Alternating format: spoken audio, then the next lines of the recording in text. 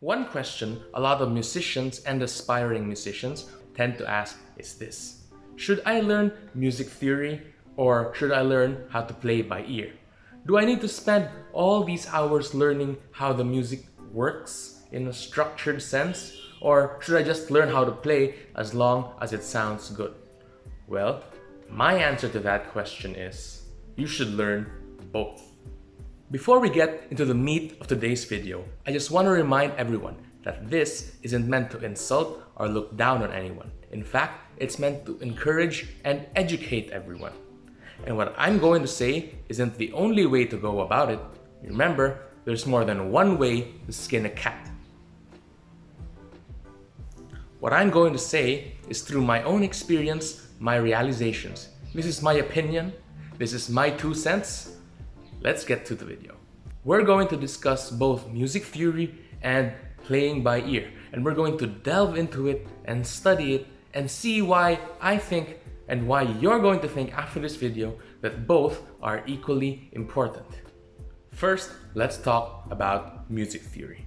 Even if you don't know anything about music, even if you don't really study music, we are all already actually applying music theory. For example, when someone sings a song, you're expecting them to get the melody right. When they sing certain notes and they don't hit the right frequency and they're not at the right pitch, that's when your mind starts to interpret it as singing out of tune or they are off key. That is actually music theory being applied.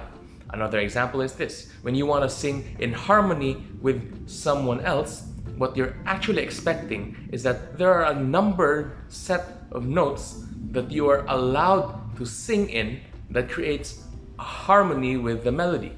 And when you sing notes that don't belong to that set, then you don't create harmony.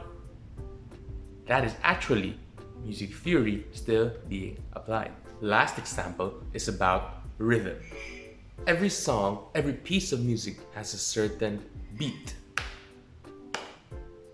a certain pulse. Now imagine that a person is singing the same song but playing it at a different pulse.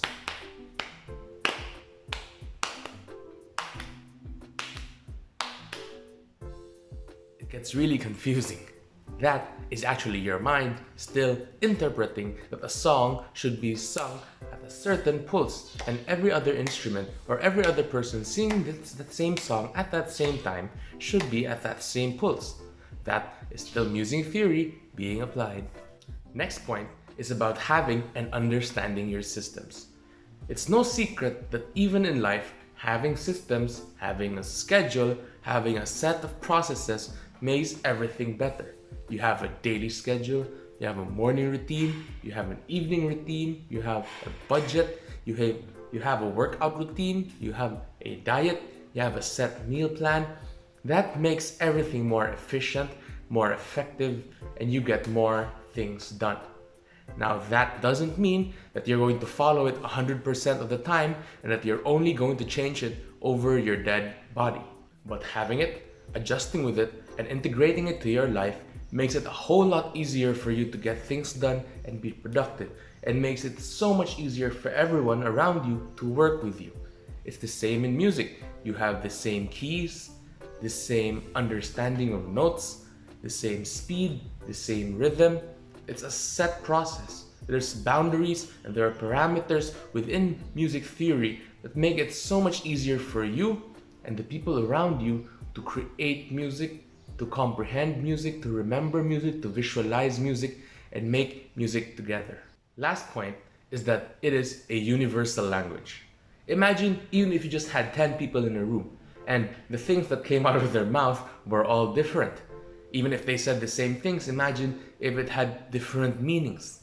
Now imagine if all of them understood each other and the words that came out of their mouths had the same meanings, but then when they wrote it down, the letters and the symbols were all different and they understood it all differently. Now, you could never pass down information through the written word, and you can only do it through the spoken word. Now you transfer that thought process to the musical world and the musical language. if you didn't have any universal understanding of how to write music, what would have become of Beethoven's Fifth Symphony? What would have become of all this great music when everyone could hear it and only some could really try to replicate it, but not really even play it to the exact way it was being played? Now I know for some, they're going to say it's great because it's their own self-expression, but then the composer would never really be able to get what he wanted to have. He wouldn't really be able to even instruct an entire orchestra to play what he wanted the music to sound like. Think about all the music that we would have lost. Think about all the music that we would have failed to pass down through generations for them to be able to learn properly, for them to be able to enjoy playing together. Now, music is a universal language, but understanding music theory is an intellectual way of conceptualizing the music rather than just understanding it through instinct or as long as it sounds good. Having a better understanding of music theory makes all of us enjoy the music better, make the music better, express to each other better. And that, in turn, makes the world a better place for you, for me, and the entire human race. Now, before we continue to the next portion of this video, where we're going to talk about learning to play music by ear, I just want to remind everyone that if you enjoyed this video, click the like button. And if you want to hear more in the future, I'm going to eventually put out more talking about lessons, my insights on music, piano tutorials. Click that subscribe button. If ever you agreed with what I said and you like the things that I said, whatever resonated with you, I'd love to hear it in the comments down below. And even if you disagreed, even if you didn't like what I said, if you felt that what I said was incomplete and not too informative, still write it on the comments down below. I'd love to hear from you. I'd like to discuss with you. I'd love to learn with you. Now let's talk about learning music and playing music by ear. First of all, we should remember that music, like all other art forms, is an expression. It's what comes from within us. It comes from our own creativity. And that's why I totally understand and I totally sympathize with those people who fear to get into music theory, because many have made it the be-all and end-all of creating music, of conceptualizing music. And when you prioritize music theory over how the music makes you feel, over if it sounds good, and you think that just because it's not part of the rules of music theory, you're not going to use it, then it really stifles creativity. So I totally get you if you're one of those who don't want to get into music theory for fear of hindering your own creativity. But what I'm trying to achieve here is that you can use both. You use your own creativity and that you use music theory together with it. In my own experience, it makes everything a lot better. And just a reminder, that's why it's called music theory and not music law, because it may have some systems and there's a framework to work with, but it isn't totally set in stone, such as, let's say, gravity or thermodynamics. Music is an art form and it's something that we should enjoy, something that should make us feel. It's a process, and that process starts all the way from listening. It's a process that starts with your ear. So even if the music doesn't really make sense with the knowledge of music theory that we have, mind you that most of us really only have a very limited knowledge of music theory, even if it doesn't match up with what we know, the important thing, the most important thing in music is how it makes you feel. If it's something that you get, if it's something that you connect with, something that makes you contemplate, something that makes you enjoy life. Someone said, I don't play chords, I play movements. It's not just what about the theoretical harmonies that I can make, but with the harmonies that I make, what it makes me feel. That is the most important thing in music.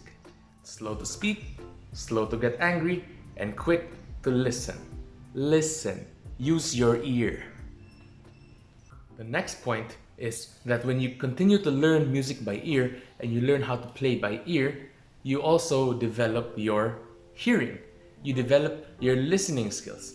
I find it incomplete when some are just so good at reading notes and have a great finger technique, but when given the chance to ad-lib, when given the chance to improvise, they just can't. Now I understand also with classical musicians that they play exactly what's in front of them, and their expression and interpretation is in a different way. It's through phrasing, through the way they play, and through their touch. And that's also a very great skill. But what I'm trying to point out here is that we don't only play what's in front of us, but we play from what we have in us. For some, we're just given chords, and to be able to play the melody, we make our own melody. To be able to play the music, we improvise on the melody that we're given. We play variations of what is written there. And that's one of the very important skills we develop the more we use our ear. Now, music theory is there at the back end to serve as a parameter. The music theory is there at the back end to serve as a guide and make us understand and make decisions quicker because we have a framework to work with.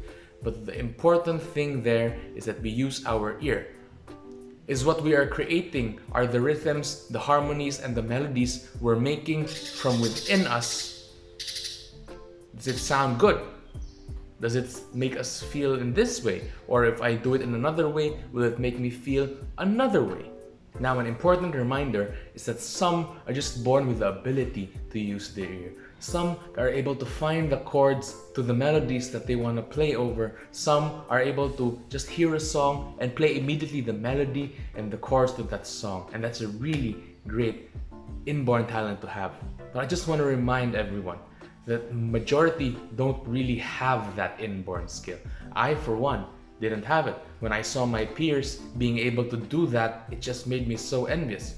But through the years of playing, through the years of learning music theory and using my ear while doing so, while learning music and using my ear while playing, after years, I started to realize that I could immediately play a melody that I heard. I could immediately play the chords that I heard.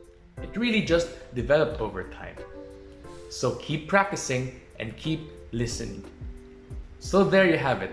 I thank you for listening and staying up to the end. I hope you guys learned something today, and I hope you guys are inspired and encouraged to use your ear when playing music to develop your emotional understanding while using music theory and learning music theory to develop your intellectual understanding.